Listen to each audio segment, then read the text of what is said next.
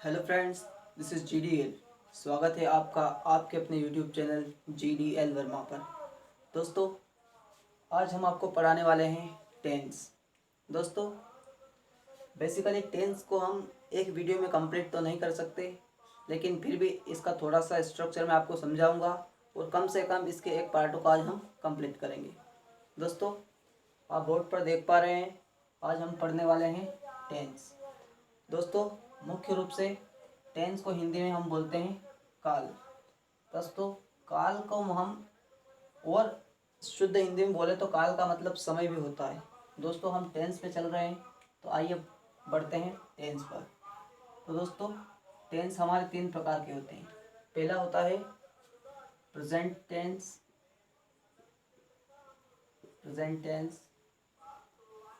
और दूसरा होता है पास्ट टेंस, और तीसरा हमारा होता है फ्यूचर टेंस।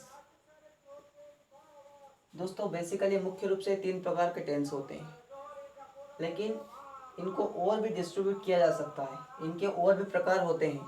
जब हम इनको डीप में पढ़ेंगे तो ये भी कम से कम 4 प्रकार का होता है, ये भी 4 प्रकार का होता है, और ये भी 4 प्रकार का होता है। दोस्तों, आज हम प्रेजेंट टेंस की बात करेंगे। दोस्तों, प्रेजेंट टेंस मुख्य रूप से ये भी 4 प्रकार का होता है। तो सबसे पहला होता है प्रेजेंट इंडेफिनिट, दूसरा होता है प्रेजेंट कंटिन्यूअस, और तीसरा होता है प्रेजेंट परफेक्ट। तीसरा होता है प्रेजेंट परफेक्ट, और चौथा होता है दोस्तों प्रेजेंट परफेक्ट कंटिन्यूअस टेंस।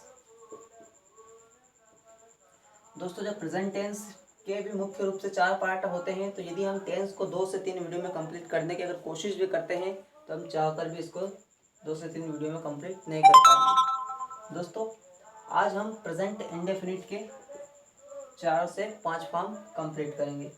दोस्तों, प्रेजेंट इंडेफिनिट को आज हम पढ़ने वाले हैं, तो आइए चलते हैं प्रेजेंट इंडेफिनिट को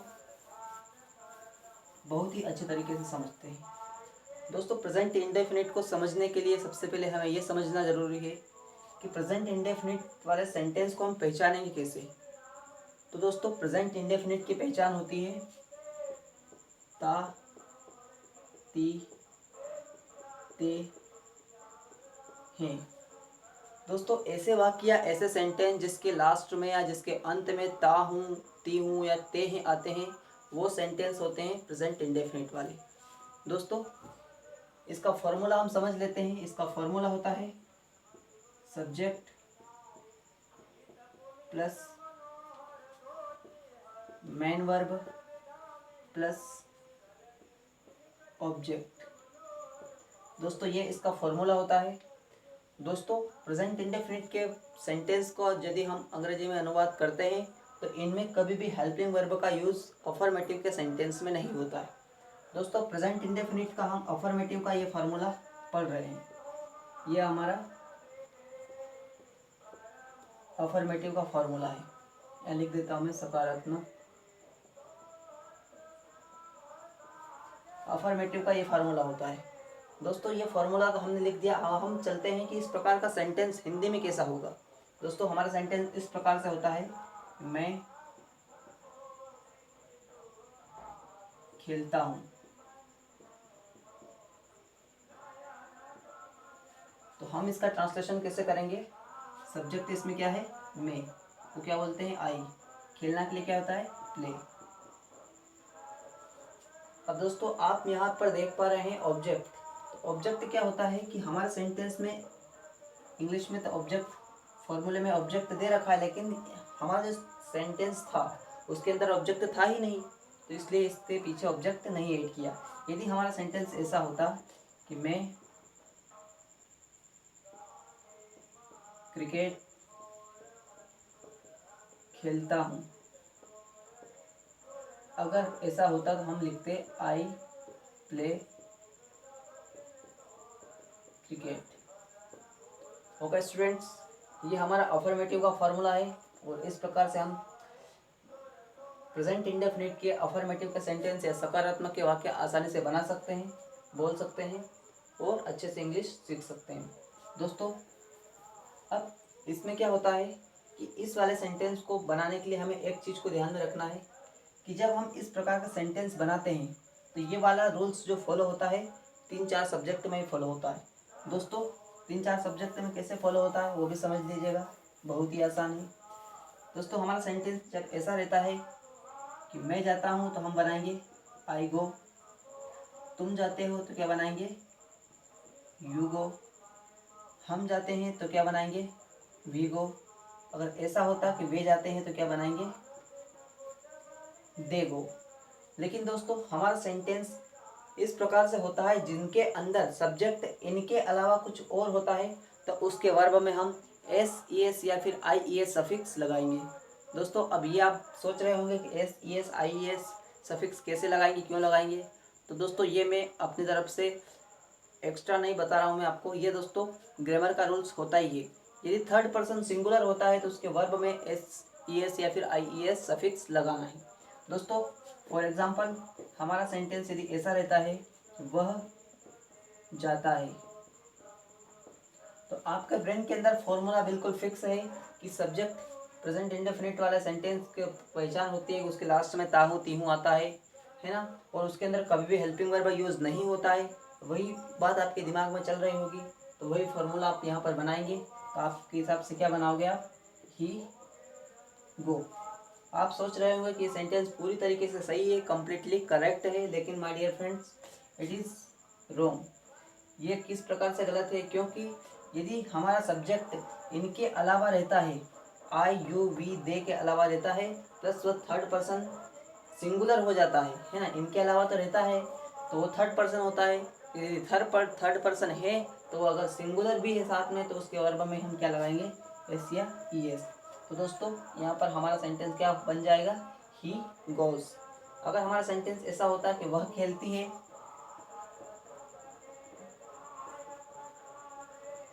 तो हम क्या बनाते हैं इसको, शी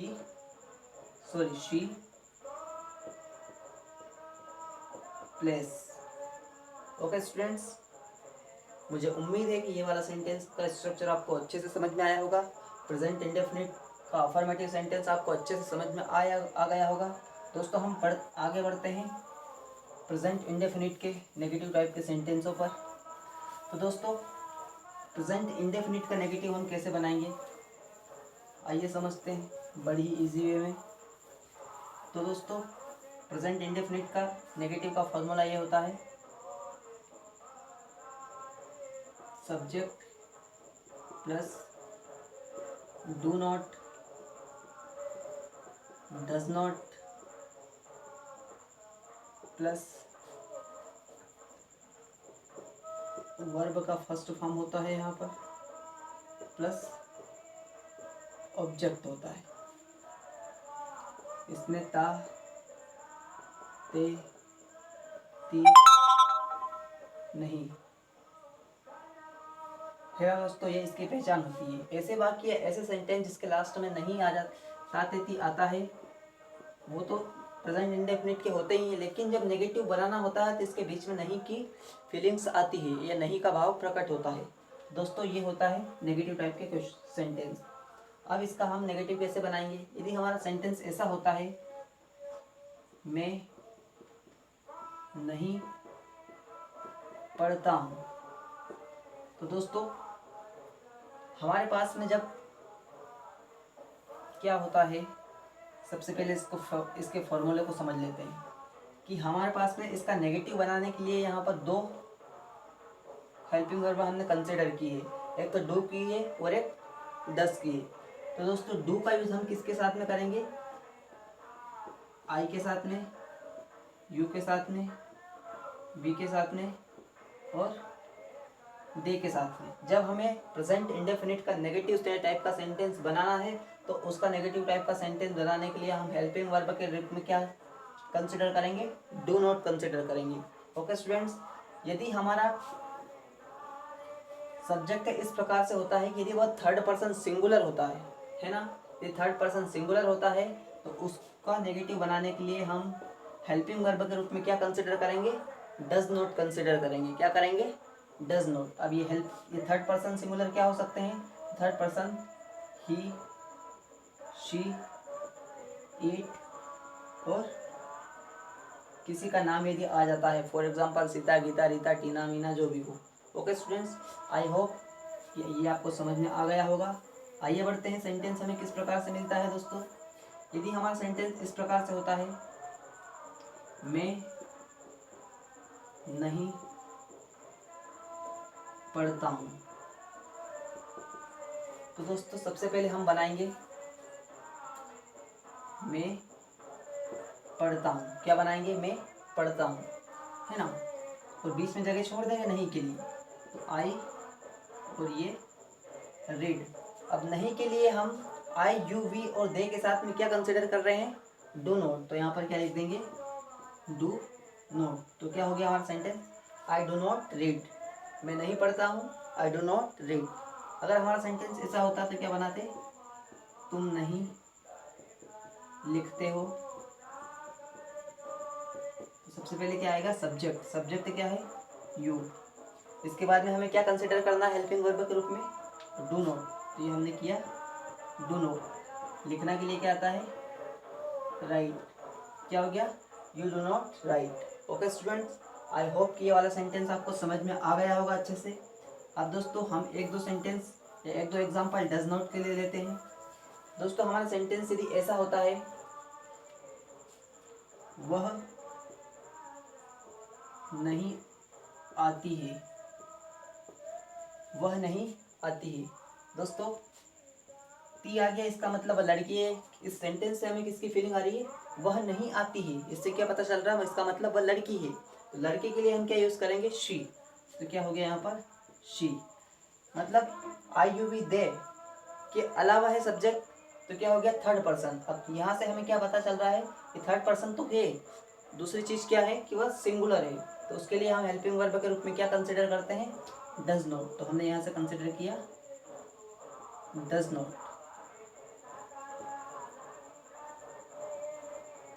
दोस्तों आना के लिए क्या होता है, कम। तो क्या हो गया, शी डज नॉट कम। अगर हमारा सेंटेंस ऐसा होता है कि सीता नहीं गाती है, सीता नहीं गाती है, तो कैसे बनाते, Sita does not sing. I hope friends कि ये वाला सेंटेंस का स्ट्रक्चर आपको अच्छे से समझ में आ गया होगा। अगर आपको समझ में नहीं आया है तो कमेंट बॉक्स में लिखकर जल्दी से बता दीजिएगा, तो हम आपकी प्रॉब्लम का सोल्यूशन जरूर करेंगे। तो दोस्तों आगे बढ़ते हैं। हमने प्रेजेंट इंडेफिनिट का अफर्मेटिव वाला सेंटेंस पढ़ लिया, नेगेटिव पढ़ लिया। अब हम आते हैं इंट्रोगेटिव पर। दोस्तों इंट्रोगेटिव वाले सेंटेंस क्या होते हैं कि वे सेंटेंस जिसके अंदर ताहू तीहू तो आते हैं, लेकिन उसके अंदर हमें प्रश्न का आभास होता है ना, उसके अंदर क्वेश्चन की फीलिंग्स आती है। तो उस टाइप के सेंटेंस को हम इंट्रोगेटिव सेंटेंस कहते हैं। फॉर एग्जांपल हमारा सेंटेंस, सबसे पहले हम इसका फॉर्मूला समझ लेते हैं।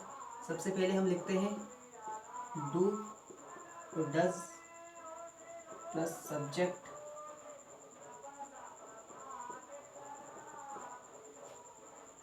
Plus verb plus object. Okay students, यदि हमारा सेंटेंस ऐसा होता है, क्या तुम जाते हो। यदि हमारा सेंटेंस ऐसा होता है, क्या तुम जाते हो, तो दोस्तों हमारा सेंटेंस का स्ट्रक्चर क्या बोल रहा है, सबसे पहले क्या लगाते हैं, डू। अब हमें मालूम है कि डू हम कौन से सब्जेक्ट के साथ में कंसीडर करते हैं हेल्पिंग वर्ब के रूप में, है ना। तो हम आई, यू, वी, दे के साथ में करते हैं। तो यहाँ पर क्या है, सब्जेक्ट यू है ना। तो यू के साथ में हम क्या कंसिडर करेंगे, डू कंसिडर करेंगे। तो ये हमने क्या लिखा, डू। इसके बाद में क्या आ रहा है, यू। जाना के लिए क्या हो गया, गो। क्या तुम जाते हो, डू यू गो। अगर हमारा सेंटेंस ऐसा होता है क्या हम जाते हैं, तो डू वी गो। क्या हम लिखते हैं, तो do we write. Okay students, I hope कि ये वाला सेंटेंस का स्ट्रक्चर भी आपको अच्छे से समझ में आया होगा। दोस्तों अब हम एक सेंटेंस एग्जाम्पल के तौर पर डज का समझ लेते हैं। दोस्तों डज में भी वैसा ही होता है जैसा डू में होता है, लेकिन इसके अंदर सब्जेक्ट्स थोड़े चेंज हो जाते हैं। इसके अंदर सब्जेक्ट जो भी होते हैं या कर्ता जो भी होता है, आई यू वी और दे के अलावा होता है ना, वो होता है